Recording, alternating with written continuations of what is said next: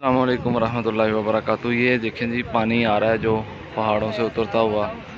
آبادیوں میں نقصانات کرتے ہوئے وہ یہاں پہنچا ہے، اور آگے بھی یہ اس طرف بھی گاؤں ہیں جہاں گاؤں مختلف دیہاتوں کے اندر سے گزرتا ہوا باہر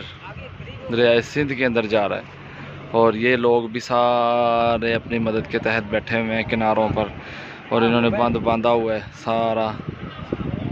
اور باندھ کے ٹریکٹر لگائے ہوئے ہیں، اپنی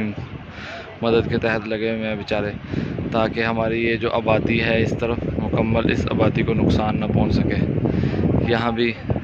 کافی گھر ہیں جی، کافی یہاں سے لوگ جو ہیں پانی کے خوف کی وجہ سے نکل رہے ہیں تاکہ نقصان نہ پہنچ سکے جانوں کو، اور یہ پانی بالکل قریب سے گزر رہا ہے اور پانی ٹھاٹے مارتا ہوا سپیڈ سے آ رہا ہے۔ اللہ تبارک و تعالیٰ اس عذاب کو اس ملک پاکستان سے ہٹا لے اور ملک پاکستان پر خیر والا معاملہ فرمائے۔ اس میں جو فصلیں لگی ہوئی تھی ساری کی ساری تباہ ہو گئی ہیں، لوگ بہت پریشان ہیں، معاشی لحاظ سے لوگ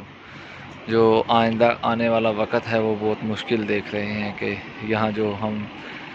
یہ ہمارا ذریعہ معاش تھا تو ابھی وہ کچھ بھی نہیں رہا،